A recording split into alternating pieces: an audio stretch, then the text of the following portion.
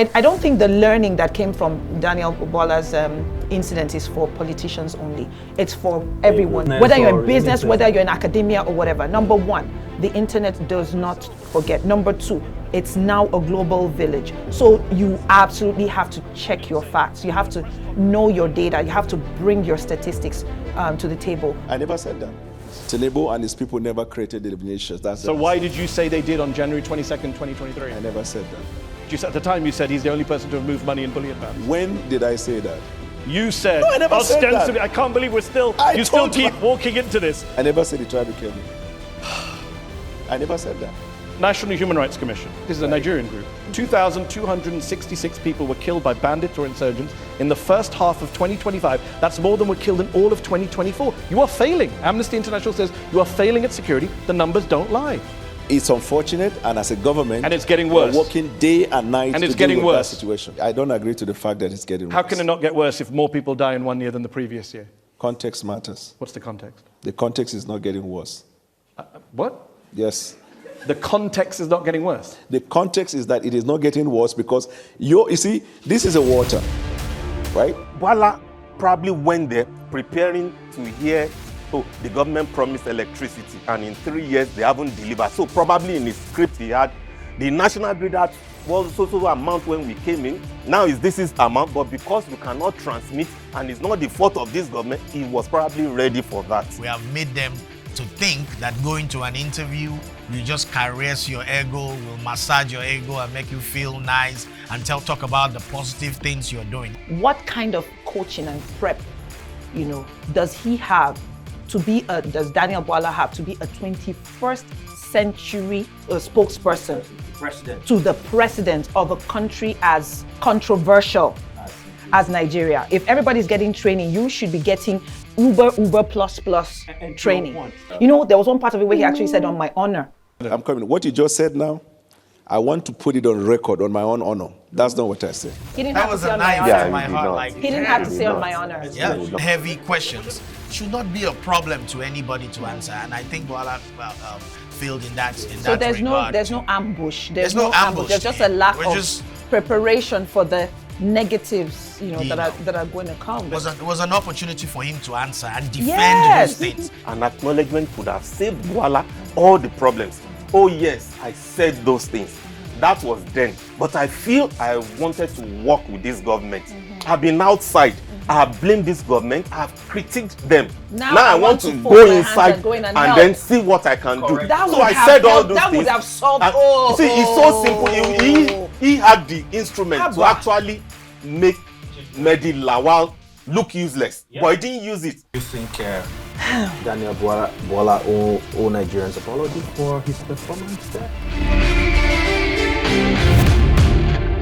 Welcome back to Naija Now. With us in the studio, as always, we have our amazing crew, Saji. Yeah, I will be starting low today. The effect of the Ramadan and Lent combined is beginning to affect me. You just have to be so dramatic. So the fasting. Well done. You are doing both fasts, yes, right? both. Fasting 24 hours. Toby, welcome. Thanks for having us. Happy to be here. Right. And my partner in crime, Promise. But we did commit any crime before. Yes, so basically we're talking about how leadership communication does impact the people. How that communication in some cases is it's kind of viewed as a careless statement until they're being challenged. So we're talking about why communication is important in government. So I would like you guys to take you've watched the video.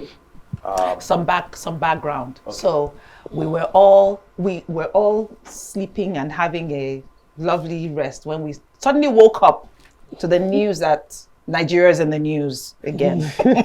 Not for the right reason. Not for the right reasons, unfortunately. Our brother Daniel Bwala. Yeah. Did he actually make you proud of that?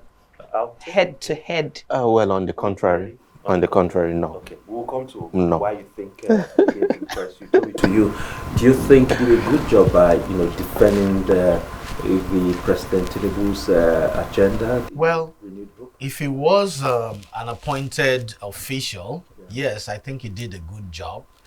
Well, not a honorable job, but as far as defending what is undefendable, yeah, he did a Very good job. point there. Yep. He did try. So let's get right into it. What we have seen in the past is a situation where people play opposition, they tell lies, they don't say what is correct, and then when they are no longer relevant in those groups, they tend to change things around. We've seen it with FFK, that is Femi Kayode. We've seen that with Reno, and in some cases they even reward them with a very beautiful position. I want to get you guys' thoughts around these careless statements that people in governance do make in the past. Toby, I'll come to you first. Do you think it's a reasonable thing to just say things carelessly and think that citizens are not listening and they are not watching? What's your take? Well, I didn't think that they said it carelessly. I didn't think at the time when they said those things, it was a careless statement. They were actually true statements at the time they said it. But politics being what it is and how we practice it, these days, tables turn so fast. If the tables don't turn, they change the seats, you know. They switch to the other side. So when those tables did turn, they found those truths to be in the way of what they were trying to achieve, and they had to change tongues and change. It happens not just in Nigeria, all over the world. We can see it most recently in America, where some people have been a stout supporter of Trump, and then when tables turn, maybe there was a conflict, they change their tune and start to oppose. You know, there's always a conflict of interest between what you expect and what is reality. And sometimes, well, most times, we find that it's not always on the same path. And when those paths don't meet, people change. People switch. So are you saying then that Daniel didn't do anything unique per se in terms of playing the political game? It's just that what he did was just not played as effectively as those who played, you know? Maybe he shouldn't have completely denied what was obviously on that's record. The point. But I mean, if I say a thing, I should be able to own up to it. And when I own up to it, I could give reasons why I made those statements. And if I've seen a better part of what I said, you know, I can, of course, come clean to say, okay, I didn't see the whole picture, and that's why it was. But is that not what he was saying when he kept saying that? Depending on the context, denied some of them. The man said, he said I didn't say. Well, people forget that this is not 1960 anymore. This is not the 20s where you can do something and get away with it. The internet, like you said, it never forgets. Never forgets. Soji, and I know that you have a way of bringing empirical examples to what they are saying. But what is the difference between defending policies, defending people's ego, and defending or just playing the opposition? Where do you think we draw the line in doing all these things without necessarily lying to people and making them feel that they're foolish? Yeah, let me pick you on from your earlier statements in responding to this question when you said that when you say something, you own up to it. Right. I think it's not basically the way we work as human beings. You could say something and deny it. That sounds like you're defending what you did. No. Whether personally explaining the human condition. Yeah, whether personally or in public, you can say something and deny it. I am coming to that. Okay, now, come this is where this is where it was an embarrassment. This is where we begin to isolate the concept of moral and ethics. Right. You know, you could tell me something and then come back and deny it.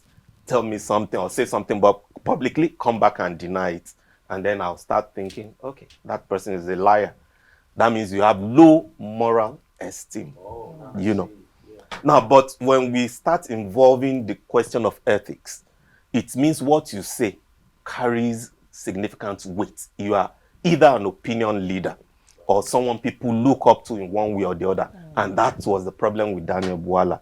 You can't just say something. You can't be flippant as someone who is an opinion leader. Right. You can't just be lascivious in what you say as someone who people are looking up to and then turn around and deny the same thing. It's not done. Yeah. you are both wrong morally and ethically.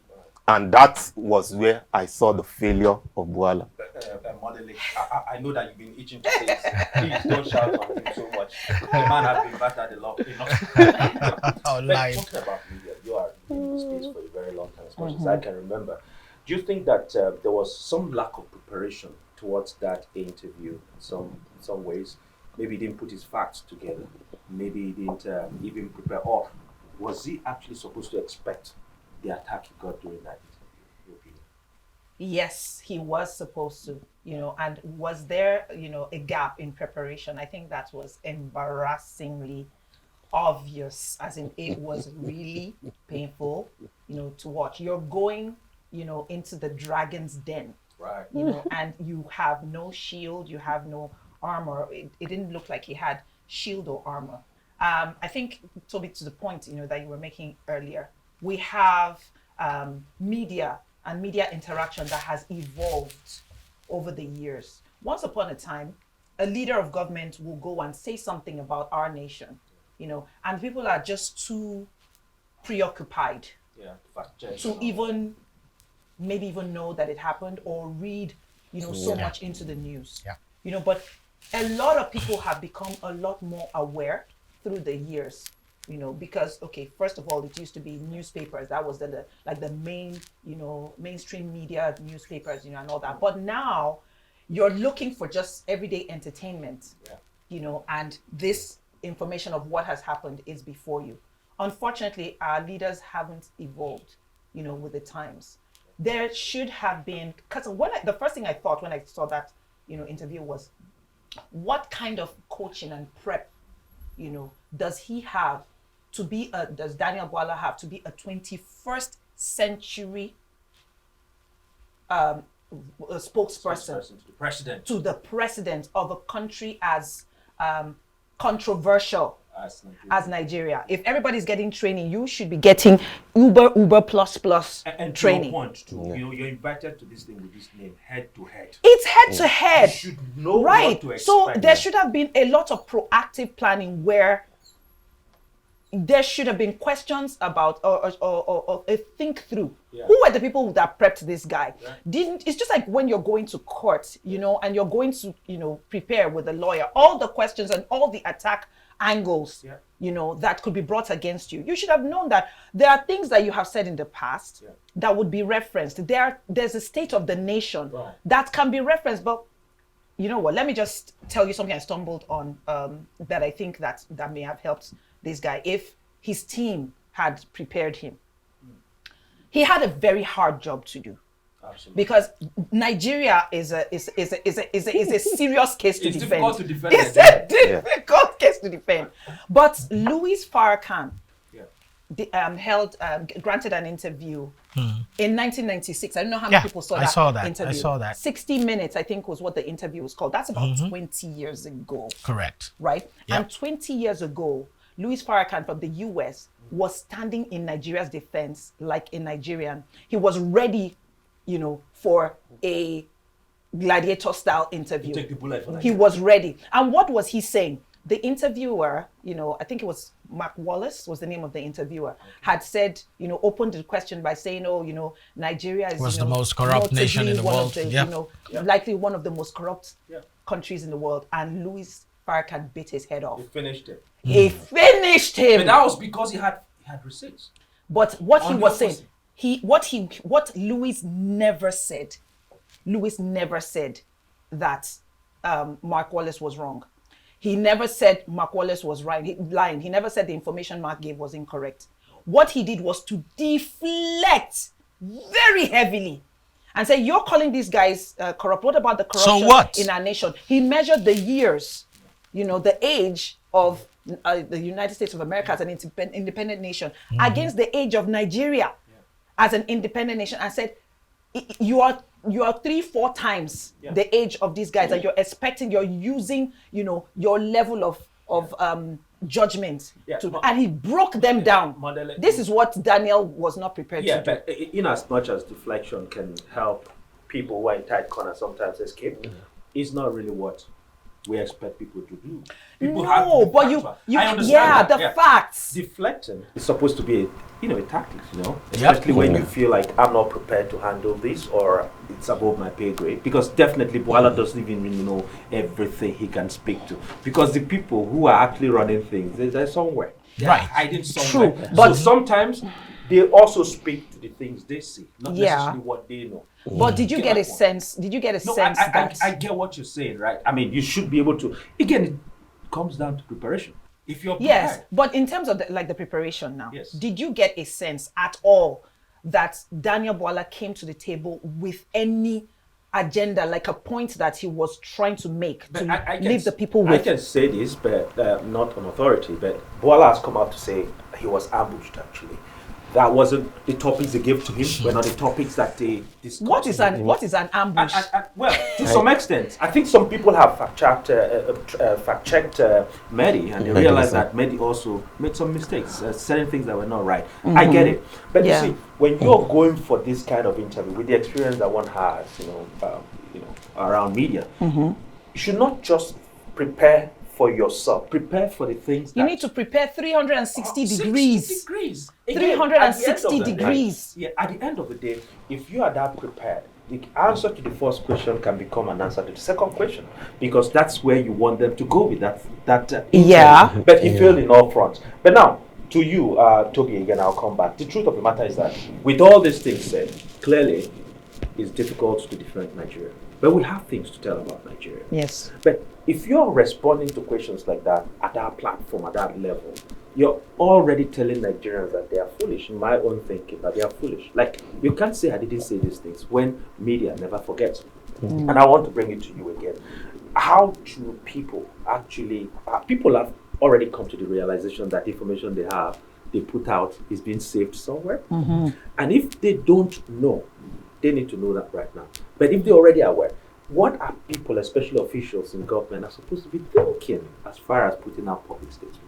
Well, Nigeria is not holding our electoral officials accountable enough. Okay. And I think we need to put in more efforts. We're doing it, There's a few people that I can boldly mention their names. Omoyele Sowore is one of them that has been, actively holding people accountable to their words, to their actions, to their deeds. He goes to court with evidence of some of these things. But I think Nigerians generally, even the common man on the streets, needs to be more involved in actions like that to hold them responsible for what they say.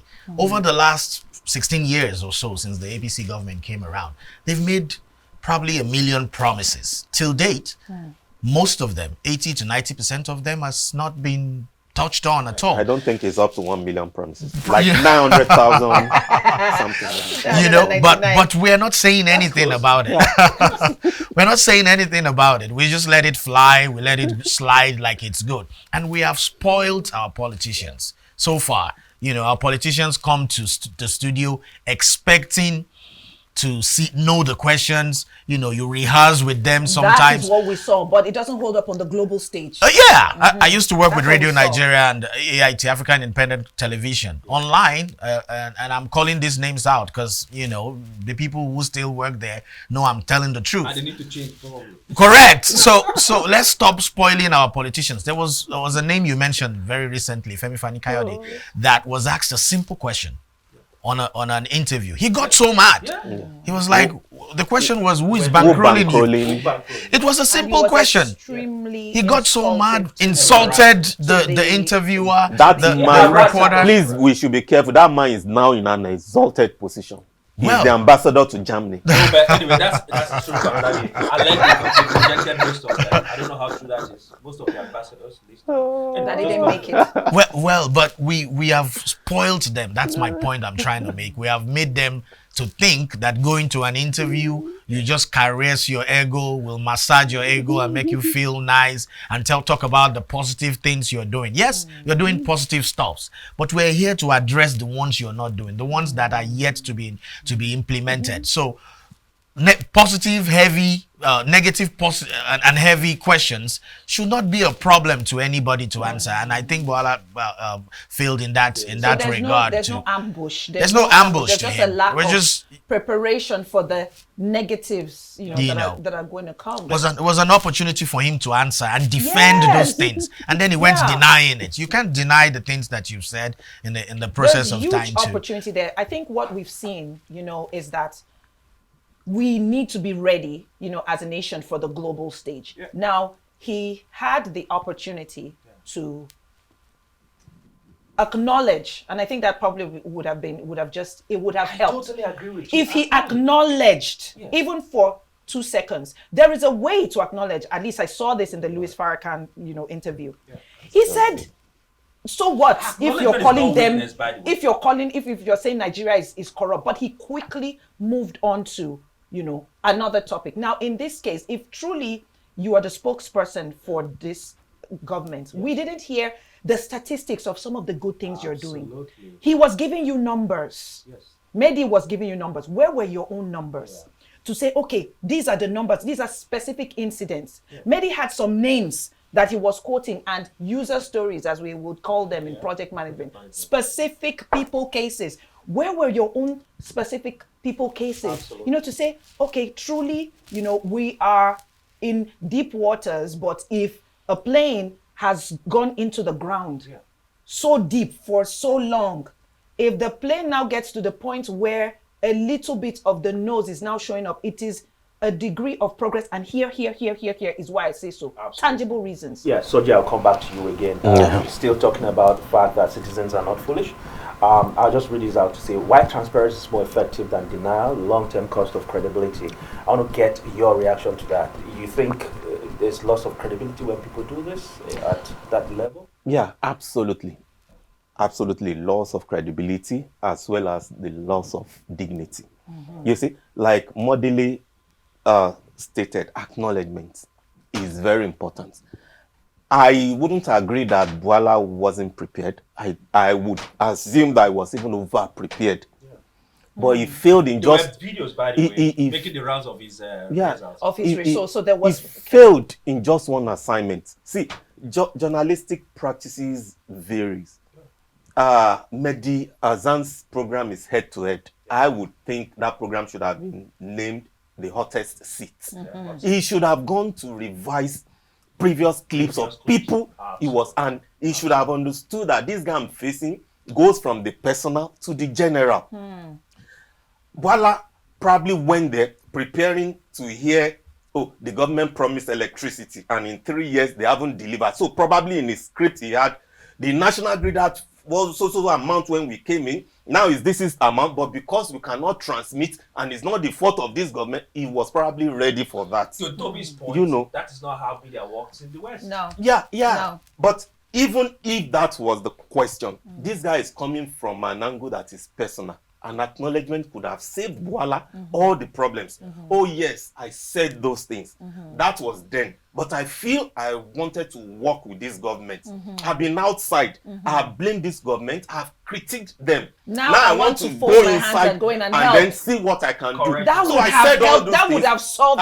See, it's so simple. He had the instrument to actually make Mehdi Lawal look useless, but he didn't use it. He would just have mentioned, I said those things, yes, as at then that was my thought. I still have feelings that if this government fails, it will still be my thought, but I'm there now. I'm working for that government. I'm part of it now. Now can we go back to the real national issue and not my personal? Then I know Mehdi will go back and come back to the personal, and he will still go, yeah, I did that. I said that. I said it was, but there has been no evidence that it was I think Mehdi went on in that line of questioning because he expected, knowing that Nigerian politicians generally have a culture, of denying stuff online. Right. He was ready with several instances. So if the first one didn't work, he probably wouldn't have pushed the second or the third. Yeah. Or if the first one didn't work, the second, and he didn't get the reaction that he got, he wouldn't have continued that line to the what I'm saying. Yeah. So if he had used two personal things and the person you're accusing acknowledge and is telling you, that was in the past. Now we are in a new, trying to see how things will change. Where else can you go? Nowhere. You have to face the real issue, and you will look like the fool. But Bwala was all headlong, like going to that's what I'm saying. AIT, like going to Arise and message. I didn't get a message. I was like, this is the hope. This is the message of hope that you came here he failed to give the people. To talk about Nigeria, and he failed entirely to even protect his own dignity. It was a massive failure. Well, a lot of people have said it was a massive failure, but I see. But some people, he said, but didn't he say some people congratulated him for trying? Because to me, that interview had two parts. There was the part where he was the defense attorney for a defendant that was found with the knife and the blood and this is saying that he didn't commit the murder. There was that part of it. So already he had a very difficult job to do. Then there was now this second part that had to do with the personal attack. You know, there was one part of it where he actually said, "On my honor." Yeah, that felt like that was a knife. That was a knife to my heart. Like, he didn't have to say "on my honor." Especially from a Western platform. Yeah. I guess he just forgot that these things could possibly be online. And this can be done against him later on, right? Oh boy. And again, you see, he's not at the driver's seat, so we still don't know where this bus is headed. Us, is taking us to where we're headed. And so, if there are certain statements you still don't want to make, still, even though you're in a tight corner. But Modele, I want you to tie into the fact that for real, actually, it's facts and truth that we're actually supposed to be focusing on. Yes. Because you see, we hear a lot of stories back in Nigeria where some people are preaching that life is better now with the current government there. I'm not here to criticize anybody. But the opposite is the case for people who are struggling. So we're not getting the right narratives, right? We're not getting them. So, but in the face of things like this, are we supposed to be having narratives that are fact-based, truth-based? Because it's just a matter of time. The truth has a way of just, coming out from the other side. What are leaders actually supposed to be thinking rather than deflect, rather than tell all these stories and defend themselves? Should it be about the truth? It should always be about just deflect the truth. It should always be about the truth, right? I think what our leaders should be thinking now is statistics-based reporting. Someone says numbers don't lie. Yeah. Oh, really? We just need to. I don't with all the departments of statistics that we have in the universities in Nigeria. We would, but I don't think it has been elevated and given. I don't think they have taken advantage of the opportunity to use it to tell a story. All stats. It's just like I'm a data science enthusiast. Okay. And the interesting thing about what I love about it is that data is like a blank check. It doesn't tell lies. Data is just there, like it's a neutral, it's like a neutral check. But then as a data engineer, as a data scientist, you can take data and you can, I know in light of everything that we're saying, manipulate is not the right word to be using on today. Well, but I wanted to say that data cannot always be correct. They cook data. You can work data or analyze data to tell several different stories. I mean, that's the right one. Analyze it. Yes, you can analyze it differently and build it to tell different stories, to bring out different outputs. This is what I think that we need right now, because there is a need for a rebranding of Nigeria. The time is upon us, because I do believe in the new Nigeria. I keep on saying it. I know this is not how our stories end. Some of these countries, that the country that this interview held in is 319 years old. We're just 66. US is 250. So we have a journey right ahead of us, and these are the things that would help us to produce the brand for the new Nigeria. That's all I was waiting for. Paints a picture of Nigeria for me that is coming. We already know that the picture on ground has issues that Mehdi is asking you about that are decades old. This video that I referenced is not 20 years, 1996 to now. That's 20 years, and that's at 30 years. Sorry, 30 years ago. Oh my gosh, 30 years. As at 30 years ago, we were already ranking at the top in corruption. Where we are? How about? Well, we never had a better previous government. ever in Nigeria. I never thought there was a time when we said it's It's been cumulative a over time. nosedive decline, and that's why from everybody one that to one. it's someone said that there was one of the people on that interview, like the panelist that eventually got to speak, that said something about the recycling of the faces in politics. They have been recycled over these decades, and that's one of the reasons why it's difficult to see a new brand, like the branding, for the new Nigeria. That was what I was kind of hoping that I would hear. Yeah. So Toby, you've mentioned some names. There are people who tend to have the guts to hold government to account, asking tough questions. How more? Do we need this kind of people? Because there's a name that comes up very often from our eyes. I think it's Rufai Oseni, they call him. He seems to be very aggressive, and they don't even like him for that. Well, I don't. Because they need to get used I to beg to differ. Aggressive is not the word. Rufai is not even half as aggressive as people like Amanpour or even Piers Morgan and some other people. Nigerians we just assume that you have to be respectful, you have to worship That thing that happened with Fani Kayode. And the reporter ended up apologizing immediately for what he didn't do. Like he retracted his all entire. Of that. What a shame! Oh my goodness! What a shame! So and we all accepted it like it was. I expected organizations, media organizations, like to decry the bullying, to call that out. That's bullying. Like he has a right to ask any questions. Even to the president of the world. People ask questions. Have you seen? Press conference with Donald Trump in America. That was where I was going. There's a lady, even Obama before him. It's CNN. That lady, I'm sure if she gets close to Trump will punch him. Will punch her someday. I watched an interview that one reporter did. Trump literally calls her out and calls some unprintable names. But this lady never gives. She will not. She'll continue because she has a role to play, a professional obligation to ask those. And that's why for me it was so hurtful when that guy, just out of our normal cultural whatever, the more powerful one is always right, he immediately retracted. I was watching this interview where Obama was giving a press statement, and this lady just, she just went in. She started out asking him something about, policies, on like drug and alcohol policies and everything. Then she now went on to start asking him how he's coping as a smoker. Oh my God. And I saw him politely, smile calmly. He didn't say he has never smoked before. He didn't say in my life, on my honor. Wallah, you've never seen me with cigarette. On my honor. He didn't say that. What he said, he smiled and he said, I like your angle. He said, you really wanted to ask about my personal life as a smoker, right? And you thought that, using the, and I was like, okay, and I will answer you. And he went on to do something that a global leader, I think he endeared, this was part of how he endeared himself to the hearts of millions. He said, I struggle. I don't get it right every day. Sometimes I fall, but I don't smoke. Because she asked, the question was like, do you smoke in front of your children or whatever? It was a question that was, it was supposed to demean him, but he picked up every aspect of it. He said, I don't do it around the house. He said, I tried to be without. He said, but there have been occasions when, I have fallen, and she was immediately disarmed. That's it. She was disarmed because she tried to mess him up. Acknowledgement. Oh my goodness. But he acknowledged. He stood within his own shell and he presented to her a fellow human being.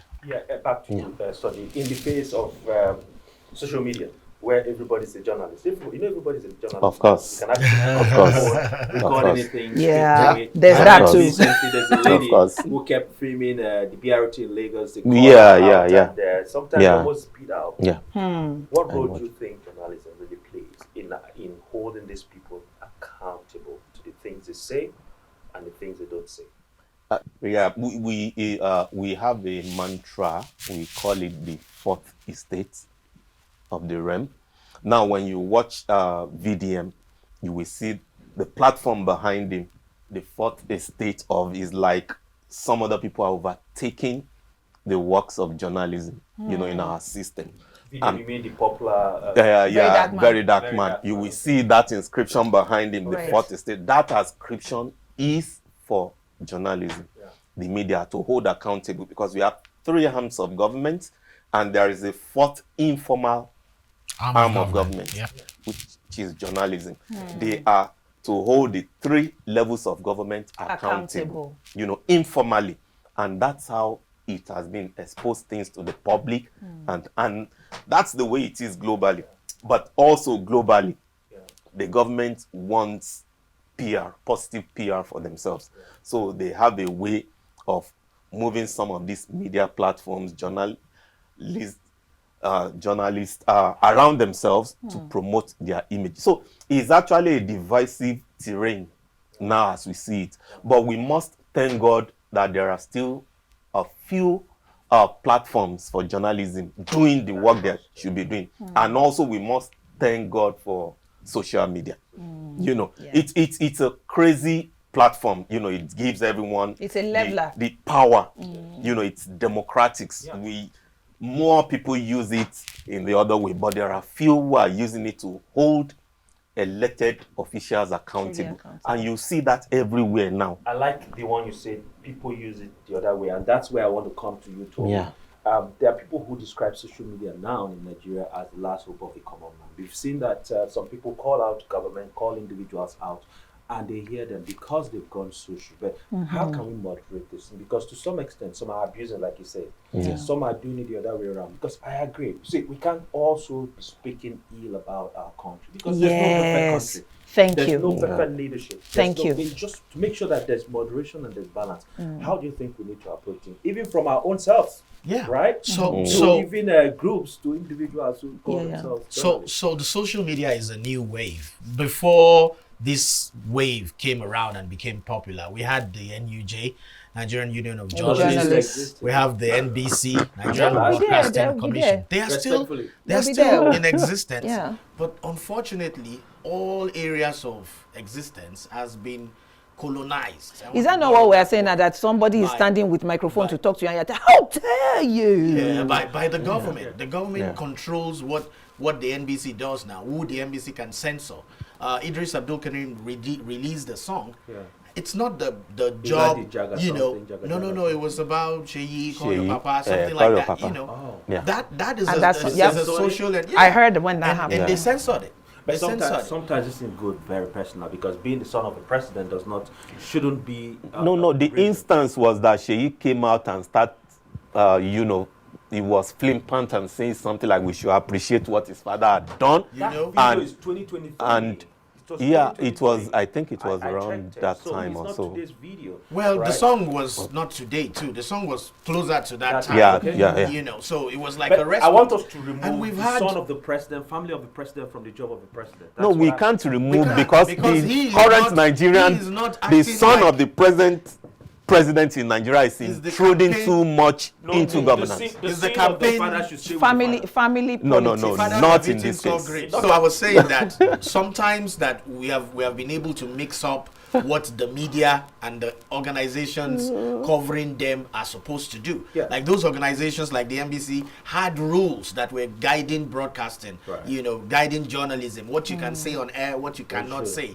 But these days, politics has eroded the power of what the NUJ used to be. And there's no what accountability. The NBC used to be. And you know, you can have them come and do whatever they like. If what is good for A should be good for B as well. So everybody feels, well, I can come online now and call whatever I feel like, say whatever I feel like, and you know that power has eroded. But now back to social media, which is the new one, the new media, because media used to be radio, TV, newspaper, mainstream, and that was it. You know, now we have a new. I'm not sure anybody is buying newspapers anymore in Nigeria. So focusing now on Facebook, YouTube, Instagram, all these channels that we have now, they're trying to create bills to regulate them like it used to be. But again, these bills are so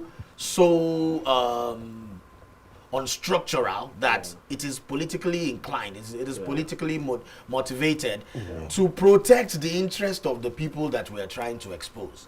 So now, if they go ahead and pass those bills and as they would want it to be passed, we'll have a situation where you won't be able to talk. So except if you're in the international space. Moderating it will not even be something I will advocate for, because what we'll be talking about two different things, the kind of moderation that is right and what they are trying to do. I'm sorry I have to jump in there. The reason why we need moderation in this thing, because we've seen pictures of, you know, so to speak, military people that were killed, tens of them, so many of them.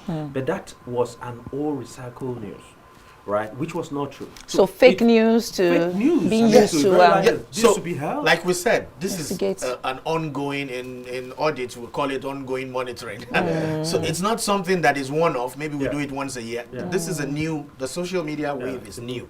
As it is developing, we're also developing with it. Do you think we have more benefit than demerits? Absolutely, absolutely. How would we have known about it if it was old or new? True. If it wasn't for this social media. True. So we will sort out the rights from the wrong as we go, as we progress. Absolutely. But I encourage all the positivity that can come from it. So we just need to have more people using it positively to tell responsibly to tell The a difference. story, you know, that number one is pro New Nigeria. If there's anything that is actually working, you know, independently, or should I say objectively, rather, call those things out. But then also, you know, highlight the things that need to be highlighted that are not right.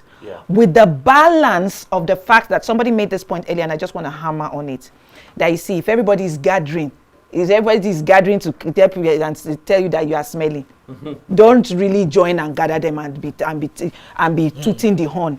There is no real benefit for us in the long run, you know, of washing our dirty linen in public, you know, like if everybody's finger pointing, what is the patriotism in joining, you know, to finger point and leave it only at finger pointing? We must finger point but end in hope. We must be able to finger point. To the eye So I wanted to actually ask you there, you've already touched part of it. So we see that media houses serve as both bridge between leaders and citizens. And we also expect that journalism should be done responsibly in terms of asking tough questions, verifying claims, and presenting evidence. What's your reaction on that? Do you think we're doing enough of that back in Nigeria? No, I don't think so. I don't think so, because the end goal, I think it needs to be well defined of everything. Like I said before, watching Daniel Bwala, my first thought was, what is your end goal today? When you accepted this invitation, what was your end goal? You need to be able to leave the table with a very clear end goal that is providing hope, because already the situation appears to be in one of despair, one of hopelessness. What do you want to, and that's what every independent journalists, because that's why everybody is now with their phones on social media. You need to have an end goal, and have an end goal that is clear, a pro-Nigeria end goal in mind. Everyone needs to reflect, you know, on what their end goal, because there are things that you put on. Wars are started with words. Wars are ended with words. Words that you put out on social media could, we've seen all these things, even, you know, like with religious leaders, you know, back home, someone goes and takes a snippet of what one religious leader said out of context, puts it on a snippet beside a snippet of someone else, and then all of a sudden you have followers of Camp A against followers of Camp B, and someone is just twiddling their thumbs and, you know, going to, you know, smiling to the bank with whatever it is they made as proceeds from social media. But what's the end goal there? What have you achieved? You've achieved discord. You've achieved disunity. So the end goal needs to be, you know, well defined for our people. Absolutely. We're going to be taking this home, and we have one final thought that each of you will have to say something to, and this is about the culture of saying negative things and then retracting them. Recently, we've also seen news of a lady who accused a particular minister in Nigeria, that she came back and retracted her statement. We feel like this is not really too good for our people back home. Again, the end goal. The end goal. Yeah. The end goal. What do you consequence. Like you said, I mean, you made a very good point there, that people sometimes take the news in the middle. That news in the middle, and it goes viral. What do you think, from all angles, from broadly speaking, from both the citizens to politicians to business people, everyone who is using social media, how should they approach information that is put out there? How should they manage it for the good of Nigeria? You want to go first, Sajid? Yeah, that's a very difficult question based on how these social media facilities are structured. You know, there is a back end that actually extracts something much more psychological from you than the intended materials, like the information that you are. So these things have their own purposes too, because they want to keep rolling. Yeah. You know, they want to keep rolling. And now that will bring me to levels of people using social media. There are some that are discerning and there are some that are undiscerning. The undiscerning just wants to get there, say anything and keep rolling. Any information, they just want to, even if it's fake or not. And there are simple logic of determining if something is fake online, or very simple logic. So many people don't care. And then there is this What do you think would be the right approach? To determine whether... Yeah. When you see information online or you hear about something, number one, just calm down. Yeah. Check all traditional Do the research. media, you know, even if they are scanty. Check all traditional media and see if the issue is trending. If it's trending everywhere, you know, it means it's possible to be true. Okay. Do further research to know if that thing is true or not. You can even reach out Now, to people you trust. now I can come out and say, oh, of course, you all know me. I have aversion to Nigerian politicians. So I can come out and say boldly, all Nigerian politicians are thieves. Let me go to Nigeria and see who will come and arrest me. And I'll say, did I mention your name? You understand? Because but I can tell you categorically that Yaya Bello is accused of stealing. So he's likely to be a thief. You still can't put litigation on me. Because he's there, he's accused. And my own opinion, when someone is accused, you either have sentiment towards one, whether the person is really guilty or not. And my sentiment is that he's guilty. I never said he is a thief. I said he is likely to have committed this offense. You know, so these are ways in which you could structure your thinking. But some things are definite. They are there. Reno Mokiri came online and mentioned that Tinubu is a drug lord. I can say that anywhere. That I know my president is a drug lord because someone said that. I'm quoting someone. I'm doing attribution. So you can't come and arrest me. Go and arrest the person. Who said so? These are ways to process information so that you isolate objectivity from your own subjective sense. These are some of the ways which we could use in processing information. You've taken us to school. He has. To you again. I understand that in Nigeria sometimes it's free, you can say anything. Just after you say it, nobody guarantees your safety. How should we manage this information that is being put out? Because the culture, it's actually disgusting, to say the least. It's embarrassing that people at that level, they say just any and everything, and they turn around to deny them. How do you think we should be taking them seriously, or with? Well, the first part of that question, that people, my take is that people should be allowed. There should be freedom of speech. Come up to the 21st century. Which is what is applicable the one thing is everywhere. Saying, another is we, on the other side. How do we take them? Should we take them seriously going forward? Well, we should be able to take them. That's why we elected them. Don't forget that these are not people that they're not kings that automatically became rulers. We elected them there because we trusted them. We believe they're going to say the right things, do the right things, act in our interest. That's but why it's okay to have there, trust issues, because so trust is earned. If I put you there to represent me and 99.9% of what you say is a lie, or is not true, or is not factual, or we just keep finding holes in them, then I won't trust the whole system. I don't trust anything that comes out of it. And anything that I say, you can't come and say, you're not being factual, or you're not checked what you have said, because everything you have said, none of it came to pass. So I think that based on our constitution and the constitution of most countries around the world, freedom of speech is one essential ingredient. Yes. That everybody should be allowed to say, both the leaders and the followers as well. But in Nigeria, like you said, if you say something, and you're not, you don't have a gun, or you don't have soldiers guarding you, you may not live to see the next day based on what you said. So we need to guarantee the safety of lives and property based on our speech. Our speech should not be limited. That's a society that we don't want to live in. That's a unitary military system that doesn't allow people to express themselves. We don't live in such, even in monarchies, people express themselves, people question things. We can't all face one direction. So encourage people to speak more, encourage them to express themselves, but let's find a way to sort out what is truth from what is not true.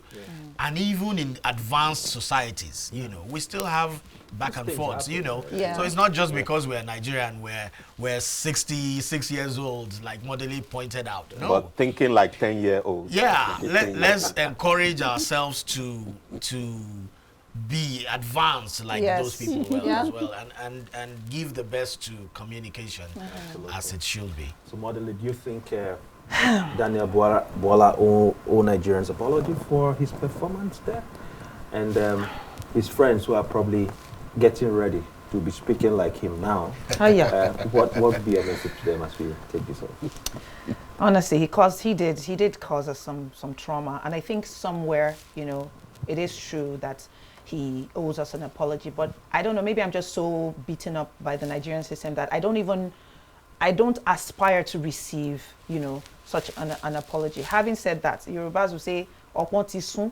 What does that mean? How do you? We've moved on. We've moved on. It's a new day. It's a new day. Been moved. Oh yeah, it's a new day. I don't think the learning that came from Daniel Bwala's incident is for politicians only. It's for everyone. It's not just for politicians. It's for everyone to say number one. Whether you're in business, whether you're in academia or whatever. Number one, the internet does not forget. Number two, it's now a global village. So you absolutely have to check your facts. You have to know your data. You have to bring your statistics to the table. But then you also have to be able to, tell But Bwala knows all those things. Story. It's not a matter of forgetting. He lied. Yes, and what I'm saying now is that when you lie in a little space where you believe that the bandwidth of what you've said is a tiny little space, it's very different to where you lie and it has global implications. I say we woke up to the fact that our nation was in the news. And it was a fact that, we had to get involved. Like, I didn't intend to get involved, but the news came to my face. So I'm saying that, it is important for all of us to learn now that it's a different global stage and we must be prepared for it. Absolutely. Are we going to be able to stop people from, like maybe doing fake news, for instance? Because unfortunately, there is money to be made on social media for fake news, and people will still subscribe to this fake news, and so it sells. But we have to have the balance of the people who are going there with an intentionally to tell the truth, or to tell a story that shows us that there is hope in the pipelines. Yes, it's not all working now, but we're going somewhere. Absolutely. It's not all working now. We're going somewhere. We're going somewhere. I completely agree with you. Yeah. You guys have really done justice to this particular topic, and I really appreciate that. But I think we all agree on one thing, that the government needs to do better, the spokespersons to the government. Prepare. Yes, and you added one more thing. Fact check. And you added one more thing, that it's not just the government, even as individuals. Yes. Every one of us. Yes. Mind the things you say. Oh yeah. And own up when you groove. Yes. All right. So that was a good one. So in the end, nations are not built by speeches alone, but by trust between leaders and citizens. When leaders communicate with honesty, with humility and clarity, they strengthen not just their reputation, they also strengthen the future of their country that they represent. Thank you for watching, and if you haven't already, please make sure to follow, subscribe, and most importantly, I would say, share with your friends and family, and bring your thoughts back in here so we can keep the conversation going. Until next time, this is Naija Now. We'll see you soon.